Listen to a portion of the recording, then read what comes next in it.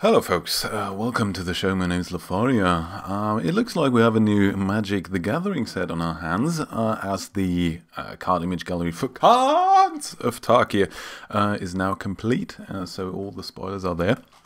And as always, we will be taking a look at this. I hope you like the little sidebar that I've created here. It took me some time. Yeah, but we will go over every card spoiled so far, and I will give you my kind of impression and maybe a little bit of the deeper thoughts on the upcoming standard format and maybe a limited format as well. What I would like to point out is that I have seen very few cards at all. I like to do these impression videos very kind of blind, as blindly as I can. I've seen a few so far, but the majority is completely unknown to me. So, Cards of Tarkir will be featuring 5 so-called houses that are 3-color houses, similar to Shards of Alara block, but these wedges will now feature the enemy-colored wedges. So we will have the Abzan houses, the Jeskai Way, the Sultai Brood, the Mardu Horde, and the Timur Frontier.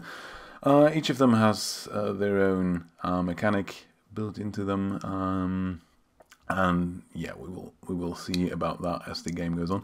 So exciting already is that we will finally have a name for the 3-color wedges that were not in Shards of Alara. So the Abzan, for example, is black, white, and green. So that was previously called junk. Maybe we will call that Abzan in the future. We will see about that. But that's just terminology. But it's exciting to finally have all 10 3-color wedges in a Magic set. So here we go. I have decided to split this video up this time because the last videos tended to be over an hour long, and that's not very convenient, is it? So we will do each color in a separate video, and then go over maybe like artifacts and lands in their own video. So we will see. Okay, without further ado, let's jump in. We have let's start with the white cards here. Oh, there's a little bar on top. Is that? There we go. Okay, first of all, Abzan Battle Priest, 4 mana, 3/2. Outlast. Outlast is the Abzan ability.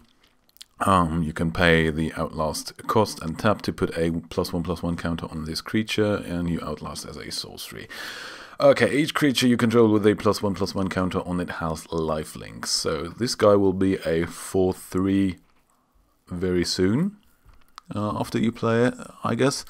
And buffing all your creatures with +1/+1 counters on it and giving them lifelink seems pretty big so far. Okay, Abzan Falconer, 2/3 for 3, Outlast to 1.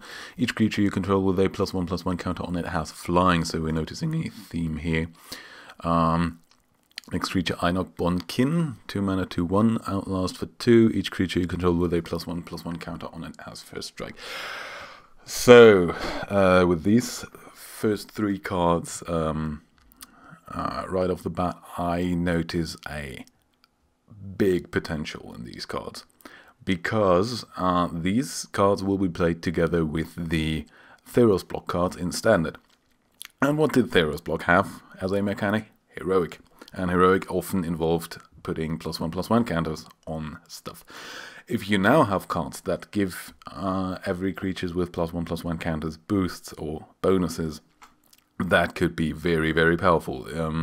Imagine like a deck with these 3 cards in it, and maybe like a Phalanx Leader or something like that, that gives all your creatures a +1/+1 counter when you cast a spell that targets it. Yeah, that turns into an army of white creatures that grow bigger with lifelink, flying, and first strike. Yeah, that sounds powerful. So we will see whether that has an impact. I could very much envision that. So, next, Alabaster Kirin, 3 mana, 2/3 flying, vigilance. Yeah, kind of nice. Vigilance good, flying as well. Has a nice big butt. So yeah, but not much to say about that. Brave the Sands, 2 mana enchantment. Creatures you control have vigilance. Each creature you control can block an additional creature. I like that a lot. I always like cards that let you modify the rules of blocking within combat. And giving you creatures vigilance can be very... so both effects can be very powerful in a control deck, I feel. If your creatures have vigilance, that means you can attack while having them to block the turn afterwards. And if you can block more, then that's always what control wants, right? Okay, Dazzling Ramparts, 5 mana, 0/7, Defender for 2 mana, and tap target creature. Okay, I don't know what I think about that. That sounds pretty bad. Well, the 0/7 Defender is not the worst. I think Wall of Omens has those stats. But, yeah, you have to tap it to tap a target creature. That's not what you want to do with a Defender, is it? So you could use this to get past their best guy when you're attacking.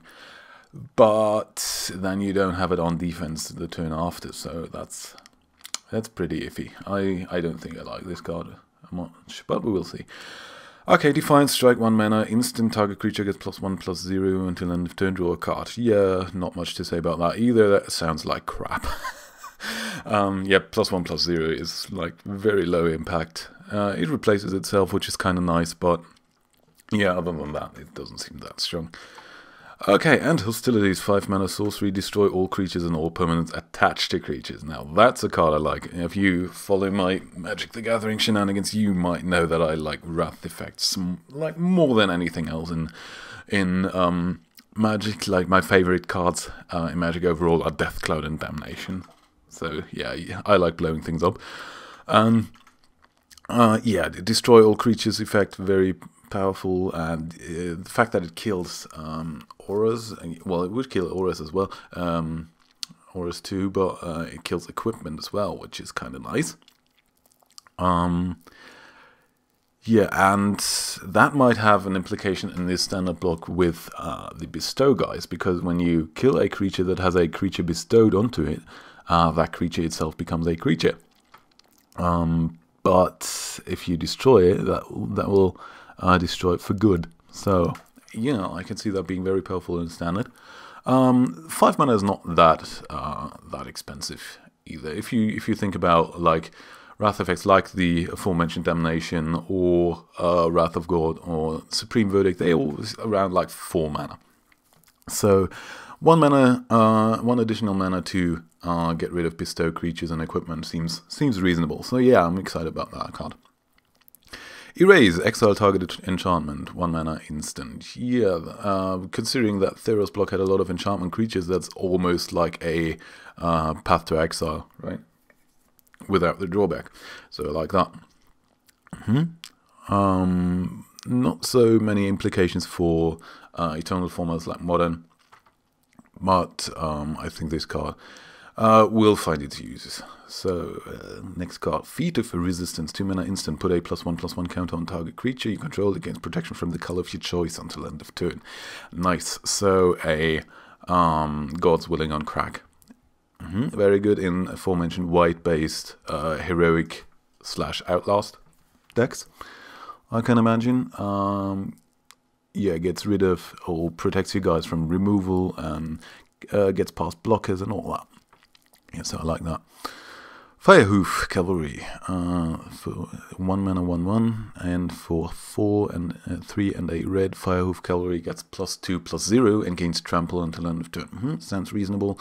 Not too exciting, but you can use that multiple times if you have the mana for it. Though to activate it twice, you need 8 mana, and I don't know if you want to spend 8 mana to give a creature +4/+0. But yeah, might be good in like a white weenie type deck. Maybe because of the red, you can throw some burn in there. That might be good in aggro. Okay, next card, Herald of Anaffensa, 1 mana 1/2, outlast for 3. Whenever you activate Herald of Anaffensa's outlast ability, put a 1/1 white warrior creature token onto the battlefield. That is a card I like. Could be even good in like black-white tokens decks. And yeah, in Outlast and stuff like that. Yeah, generating tokens are always very powerful. And a 1/2 for 1 is not too shabby. High Sentinels of Arishin, 3/4 for 4. Flying High Sentinels of Arishin gets +1/+1 for each other creature you control with a +1/+1 counter on it. There's the synergy, huh? Yeah, that's... I want to see those kinds of decks. I think they will be pretty bonkers.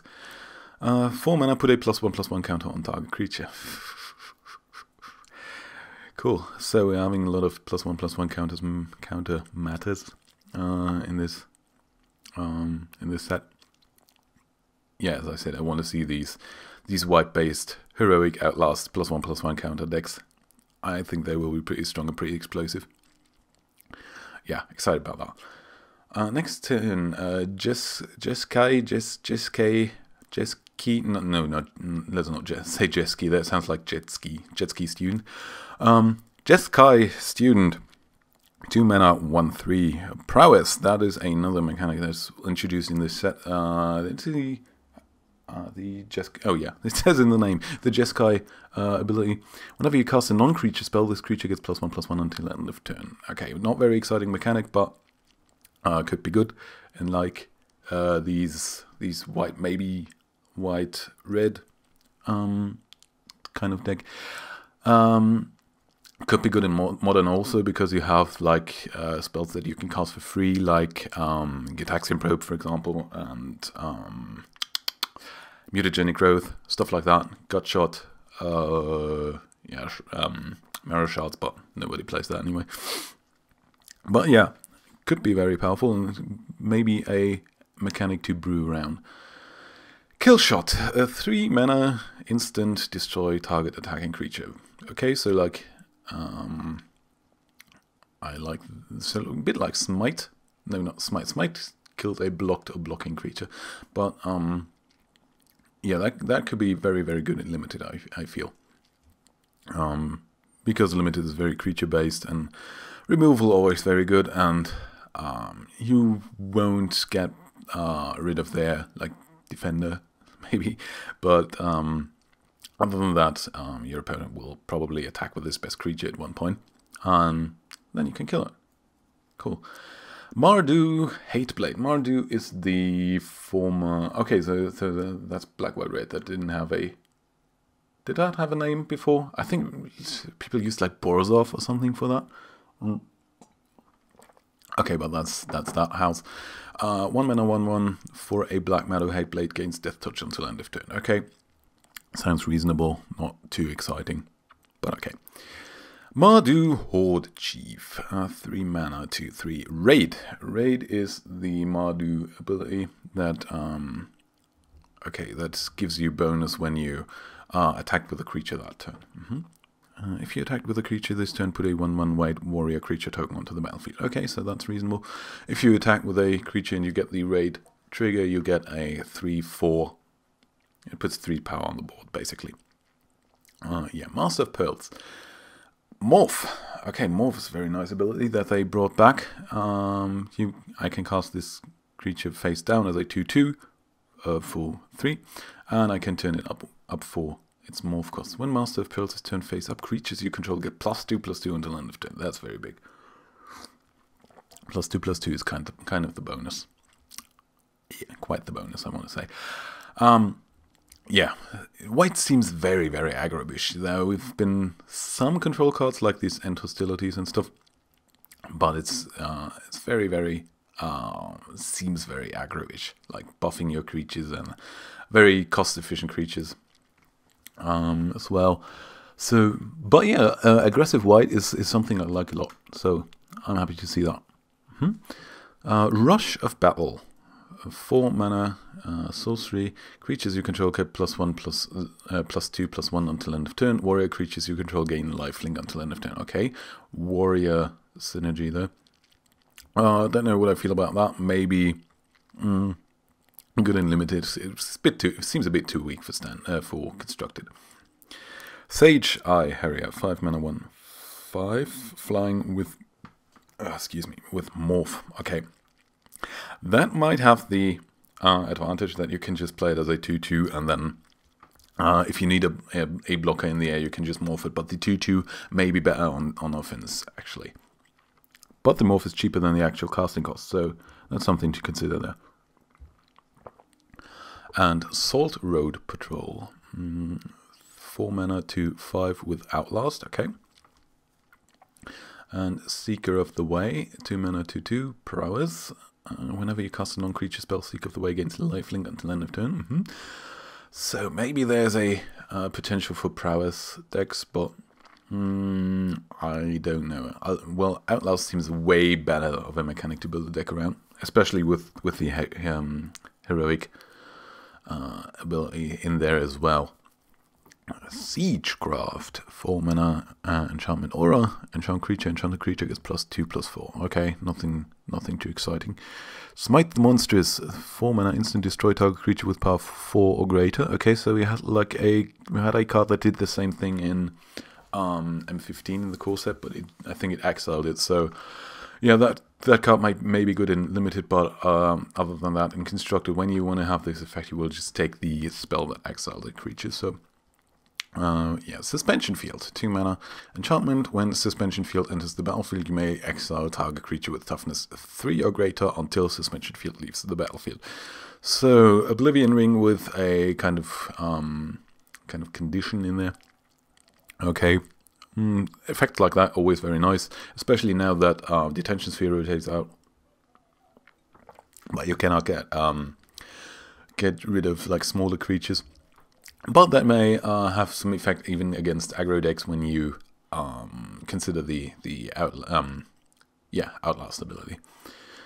Okay, Take Up Arms, 5 mana, instant. Put 3 1/1 white warrior creature tokens onto the battlefield. So that's what was this? Is it Call to Arms? I think it's Call to Arms. It's not Raise the Alarm. Raise the Alarm generates 2 1/1s. I think it's Call to Arms that generates 3 1/1s, but it's warrior, not soldier. So that benefits from the warrior synergy that might be there. Timely Hordemate. 4 mana 3/2 raid. When Timely Hordemate enters the battlefield, if you attacked with a creature this turn, return target creature card with converted mana cost 2 or less from your graveyard to the battlefield. Sweet. Okay, I like that.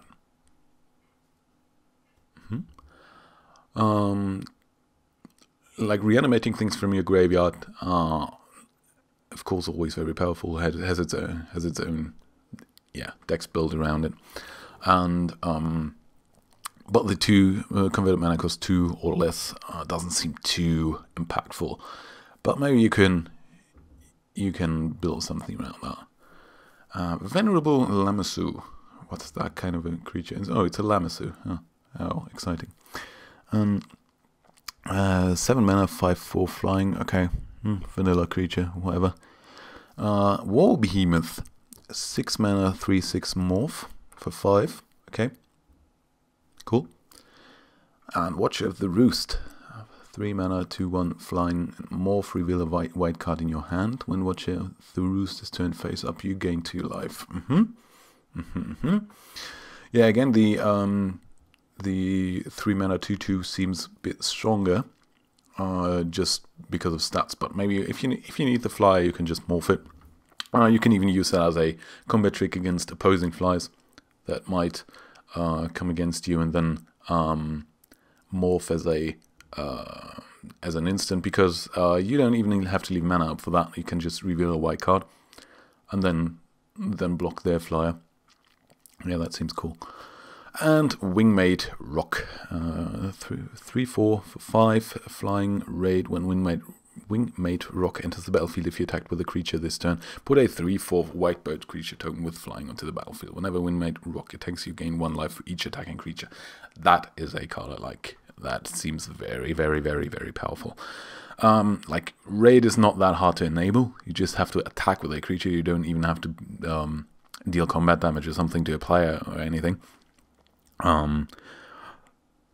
So yeah, and generating 2 3/4 for 5, and which gains you life for each attacking creature in a deck where you will probably have a lot of attacking creatures, like some sort of like a white weenie deck. That seems very, very strong, and that's why it's mythic rare probably.